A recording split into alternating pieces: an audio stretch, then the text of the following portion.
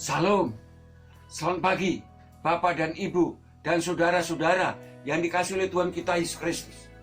Selamat berjumpa dalam renungan embun surgawi pada pagi hari ini. Saya mengajak Anda untuk belajar firman Tuhan atau merenungkan firman Tuhan dari kitab Kejadian pasal 3 ayat 1 yang mengatakannya, adapun ular ialah yang paling cerdik dari segala binatang di darat yang dijadikan oleh Tuhan Allah. Ular itu berkata kepada perempuan itu, tentulah Allah berfirman, semua pohon dalam taman ini jangan kamu makan buahnya, bukan? Dari ayat ini saya memberikan tema renungan pagi hari ini adalah cara kerja penggoda atau iblis untuk menjatuhkan umat Allah supaya jatuh ke dalam dosa. Dan menurut kitab Kejadian pasal 31 ini, bahwa iblis itu menyamar, yaitu menyamar menjadi ular. Karena ular pada waktu itu adalah binatang yang paling cerdik, tapi setan itu tidak tulus. Cerdik tetapi tidak tulus. Bapak Ibu Saudara yang dikasihi Tuhan, ini menjadi pola iblis sesungguhnya sejak perjanjian lama, perjanjian baru sampai sekarang, dan pastilah sampai akhir zaman. Di dalam perjanjian lama, iblis itu menyamar menjadi nabi Allah, tapi sehingga bukan nabi Allah, nabi palsu, sehingga menyesatkan umat sampai umat harus menjalani hukuman 70 tahun di negeri Babel karena disesatkan oleh nabi-nabi palsu.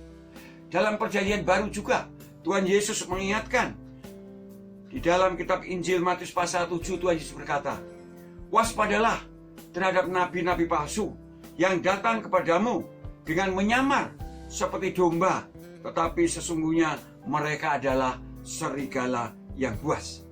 Kemudian pasal 24 juga berbicara lagi Tuhan Yesus kepada banyak orang, dan khususnya juga kepada para pengikut-pengikutnya. Yesus berkata dalam Matius 24 ayat 4, waspadalah supaya jangan ada orang yang menyesatkan kamu, sebab banyak orang akan datang dengan memakai namaku dan berkata, akulah Mesias, dan mereka akan menyesatkan banyak orang. Kemudian ayat 24 dikatakan, sebab Mesias palsu dan nabi-nabi palsu akan muncul, dan mereka akan mengadakan tanda-tanda yang dahsyat dan mukjizat-mukjizat, sehingga sekiranya mungkin mereka menyesatkan orang-orang pilihan juga. Rasul Paulus juga mengatakan bahwa iblis menyamar sebagai malaikat terang, yang dikatakan dalam 2 Korintus pasal 11 ayat 13. Paulus berkata, sebab orang-orang itu adalah rasul-rasul palsu, pekerja-pekerja curang yang menyamar sebagai rasul-rasul Kristus. Hal itu tidak usah mengherankan, sebab iblis pun menyamar sebagai malaikat terang. Jadi Paulus mengatakan di sini bahwa Mesias palsu dan nabi-nabi palsu, rasul-rasul palsu, pekerja-pekerja curang adalah orang yang direkayasa oleh setan, menyamar sebagai malaikat yang terang tadi untuk berdusta, berbohong atau curang supaya dapat menyesatkan banyak orang, khususnya menyesatkan umat pilihan Allah. Tapi Rasul Paulus juga mengatakan bahwa belum tentu rasul-rasul palsu, yang dikatakan rasul-rasul palsu, dikatakan juga nabi-nabi palsu, pekerja-pekerja curang itu menyesatkan. Sebab ada pekerja-pekerja yang sudah tidak menyesatkan, tapi mereka melayani Tuhan demi kepentingan pribadi. Karena menurut Rasul Paulus ada 3 pelayan Injil. 1, memberitakan Injil karena dengki.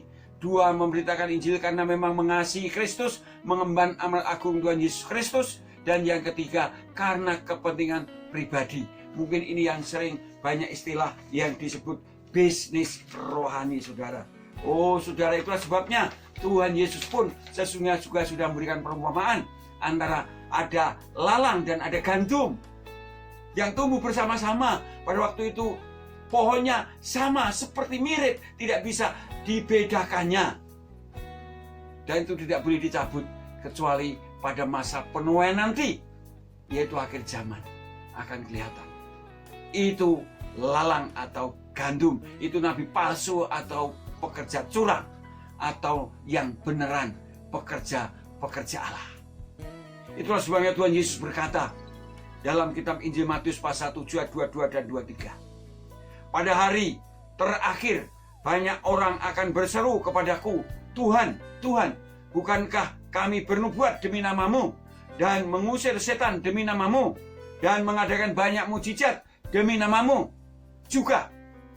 Pada waktu itulah aku akan terus terang kepada mereka dan berkata, aku tidak pernah mengenal kamu. Nyala daripadaku, kamu sekalian pembuat kejahatan.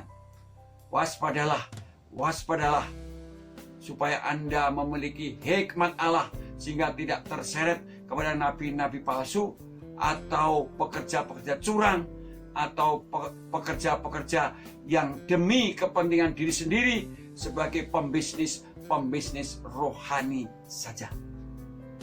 Kiranya firman Tuhan ini memberkati kita, menolong kita untuk hidup benar sesuai dengan firman Tuhan. Amin. Selamat berkarya. Tuhan beserta kita senantiasa. Amin.